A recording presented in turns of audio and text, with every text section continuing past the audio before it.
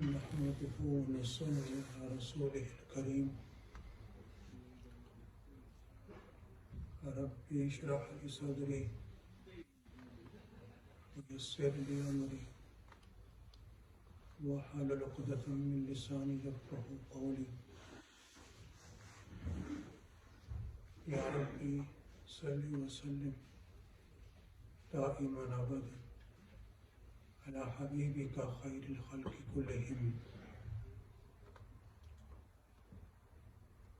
My respected elders,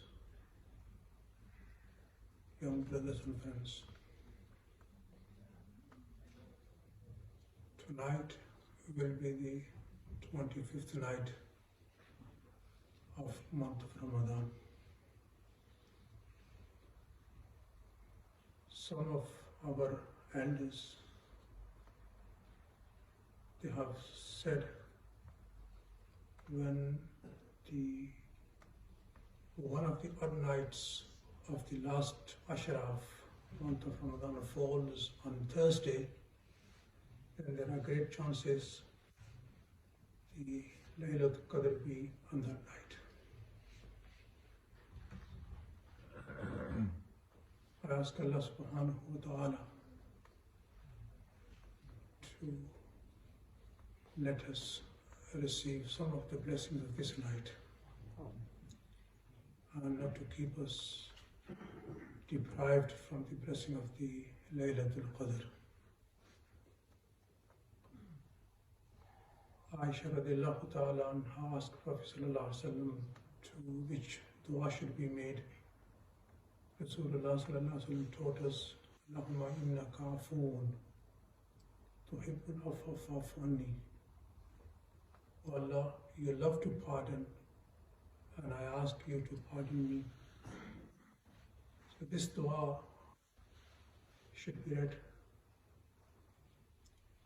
in abundance after Maghrib, while you are coming to masjid, while you are going back home. This dua, Allahumma innaka afoon tuhibbul afwa fa'fu anni or fa'fu anna, should be flowing from our tongues. We should keep on reading this dua because we never know why we Laylatul Qadr. And Allah subhanahu wa ta'ala, if Allah forgives, if He pardons us, then what else we want? Everything is being done, all the righteous deeds are being done so that Allah forgives us. If Allah forgives us, then we have achieved everything. And if we are not forgiven, then we are the losers. Last night, the Hufaz-e-Kiram,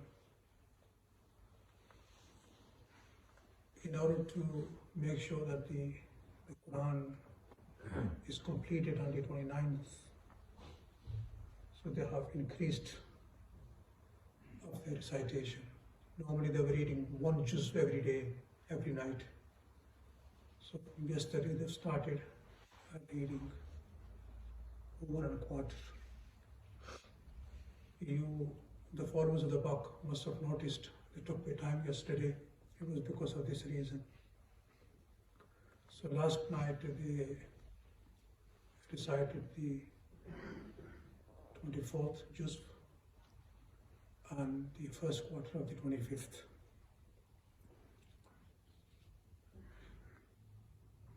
In this portion which was recited yesterday comes a surah called Surah-e-Mu'min, which begins with Hamim, تنزيل الكتاب من الله العزيز العليم غافر ذنبي قابل التوب شديد العقاب ذي الطول لا إله إلا هو. These are the three opening verses of this surah. The virtues of these three verses are, our Prophet sallallahu alaihi wasallam said in a hadith,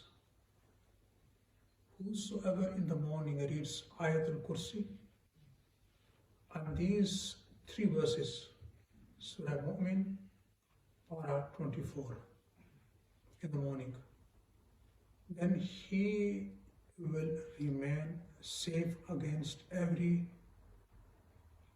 unpleasant circumstances, uncomfortable circumstances. My brothers, these, the Prophet ﷺ has taught us so many du'as. If you read this dua in the morning, you will find that the angels will keep on praying for you. And if you read this dua in the morning, you will remain safe till morning. And if you read in the morning, you will remain safe till evening. If we memorize these du'as of Prophet sallallahu alaihi wasallam, inshallah this thought of, or maybe I've been affected by the magic or the jinnat, these thoughts will go. Today, the majority of people complaining, asking Moulana Sahib, do you know the number of any amil? If we stick to the sunnahs of Prophet sallallahu alaihi wasallam, du'as of Prophet sallallahu alaihi wasallam, inshallah, no jinn, no magic can harm us. The reason we become prey and target of jinns and jinnats is because sometimes we are neglectful of Allah's duties and the zikr of Allah subhanahu wa ta'ala.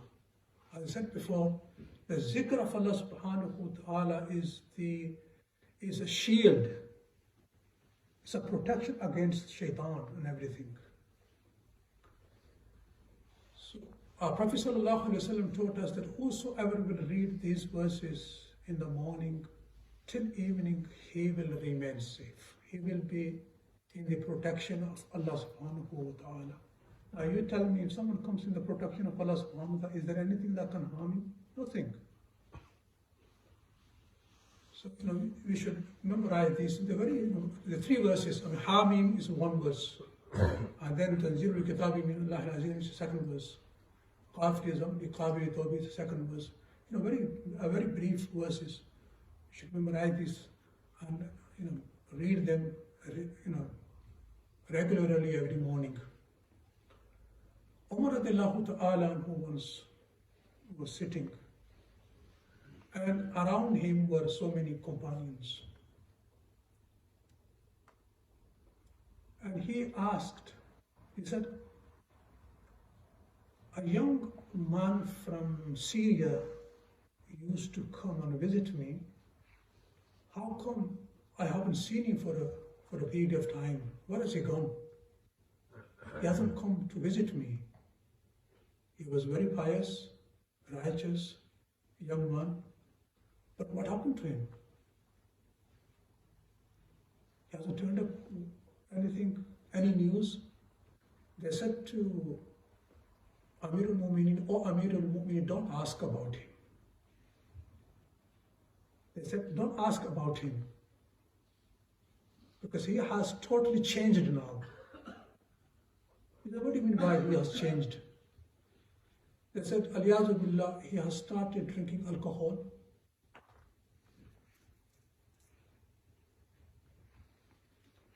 And he has become irreligious. He has become a wicked one. Umar radiallahu ta'ala anhu, as soon as he heard this, he became worried. I remember, as I said before, our Prophet sallallahu alaihi wasallam, all the Anbiya alayhim salatu salam, they had this burning fikr for the makhluk of Allah subhanahu wa ta'ala all the time. And whosoever follows the Prophet sallallahu alaihi wasallam, he will have this concern for the makhluk of Allah subhanahu wa ta'ala. No matter how wicked they are, how evil they are. On Saturday, I mentioned about Imam Abu Hanifa rahmatullahi alayhi, that his neighbor, a young man, used to drink alcohol, and he used to invite his friends in his house, and they used to play loud music and disturb the neighbors. Imam Abu Hanifa rahmatullahi alayhi approached him and he said, "O slave of Allah, O servant of Allah, fear Allah, what are you doing?" But he didn't listen to him. He kept on doing it. And eventually someone complained about it to the police, and they arrested him and they took him. So Imam Abu Hanifa rahmatullah alayhi, when the next day came and there was no music, he couldn't hear any music, any singing. So he inquired, what happened to this young man? Where has he gone? They said, the police has arrested him and he has been taken to the custody. He has been taken. Now, if I and you were there, or today, if someone has done a similar thing to in our street, our neighbor, and if we find out he has been arrested, we would be joyful, happy. Oh, it's good, he's gone. He was disturbing us. We would be happy from the heart. He's gone. But here we see an imam of a time, a wali of his time, being disturbed from his neighbor, and that very same person who was bothering him was arrested. And when he finds that he has been arrested and taken to the police station, he becomes worried. And straight away, he stands up and he goes that I need to get him released. And when the Amir of that time saw Imam Abu Hanifa rahmatullah coming, he got up from his place. He walked to Imam Abu Hanifa rahmatullah. He said, Hazrat, why are you coming here today? Anything you should have told me, you should have sent a message to me. I would have come to you. Imam Abu Hanifa rahmatullah said, when I have come, my neighbor has been arrested and the police has taken him to the police station, so I have come to ask you, request you to get him released. He said, you should have sent a message. He said, no, I want you to come myself and make a request. So he then, the Amir, a letter to the police officer that, release him. So he was released. So next day, Imam Abu Hanifa came home, and Imam Abu Hanifa went to him. You know what he said to him? He said, I haven't forgotten you. He said, you went to the police station, but you were in my heart. You were in my heart. So therefore I went and I got you released from the police station.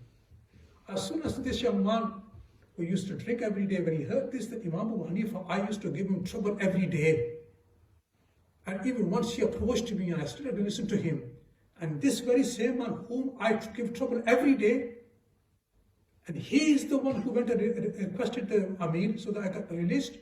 He fell into his feet, he kissed his feet and said, please forgive me. And then he started sitting in the dars of Imam Abu Hanifa rahmatullah. A time comes that he becomes a big alim of himself. He becomes an alim. So this is the awliya ikram, the righteous people, they always will have this, a burning concern in their hearts for the makhluk of Allah subhanahu wa ta'ala. If today somebody, if somebody says something a little to us, we will keep it in our minds. He said this to me at this moment. We will keep it in our heart. Our heart will be burning. I need to take a revenge. He said this to me.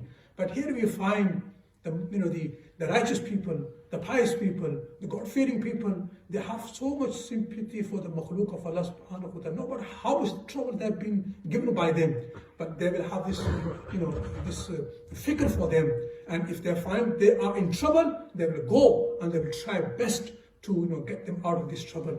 So Imam Hazrat Umar Farooq radiallahu ta'ala anhu, he got worried that he changed his lifestyle now and he has started drinking alcohol. He called a person, he said, write a letter on my behalf. So the letter was being written. So he said, write, and this letter is from Umar bin Khattab, Umar the son of Khattab, to so and so who is son of so and so. And first then he said, okay, write him my salam. The salam was given to him. And then he said, after this I praise Allah subhanahu wa ta'ala. Besides him, nobody deserves and is worthy of worship. And then he wrote this verse, the verse of the opening and the beginning verse of the Surah Al-Mu'min, غَافِرِ ذَنْبِي قَابِلِ ثَوْبِ شَدِيدِ الْعِقَابِ. So he wrote it, he said this verse, and sent this, and the letter was closed, sealed, and he called the messenger, the person who was given this task to deliver this letter to him. So he instructed him, he said, this letter that I'm giving to you, don't give him while he is drunk, number one. Don't hand over the letter to him while he's drunk. Number two, make sure the letter goes in his hand. Don't give it to anybody else. This letter should go to the person who is being addressed in this letter. Give it to his hand. He said, that's fine. The person left. Now the people sitting around him, he said to them, all of you, let's make a dua. Let's make a dua to Allah subhanahu wa ta'ala for this young man. So they all raised their hands, and Hazrat Umar Farooq radiallahu ta'ala made a dua for him, and he said, oh Allah, reverse his heart. Oh Allah, give him the tawfiq. Oh Allah, give him the tawfiq for the tawbah. Let him do tawbah. So the letter went there. It is mentioned in the books of Tafseer that this person, when he saw the letter, he opened the letter, he kept on reading it. Thoughtfully, he kept on reading it. And while he was reading, the eyes were shedding tears. He was crying. And then he put the letter down. He said, from today, I repent to Allah subhanahu wa ta'ala, and I will never ever drink alcohol again. The messenger comes back to Umar Farooq radiallahu ta'ala and gives him the report. Then Umar radiallahu ta'ala anhu said to the people who were around him, and particularly the ulama, they say, this event, this incident, it is a lesson, especially for those who do the work of da'wah.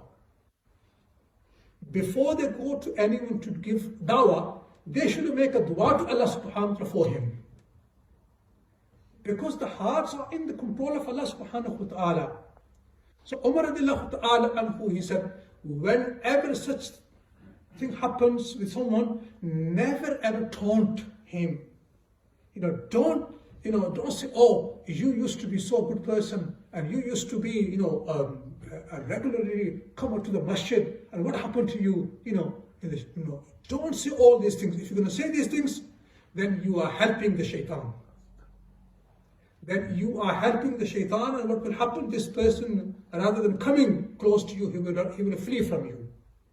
Make a dua to Allah subhanahu wa ta'ala for him, and then approach those people whom you are thinking to go. First, make a dua to Allah, that, oh Allah, we are attending to go to so and so, to give them dawah, to bring them close to you, to connect them to you. But oh Allah, our duty is just to convey the message.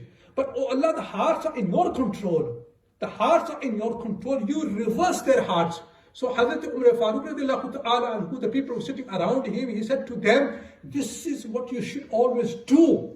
When somebody falls behind and you want to call him back, then this is the method you should choose and you should do. That first, make a dua to Allah subhanahu wa ta'ala, as we did for this young man who is in Syria and who has changed his lifestyle and he began to drink alcohol. We all did the dua. Because of the barakat of this dua, Allah subhanahu wa ta'ala changed his heart and now he repented.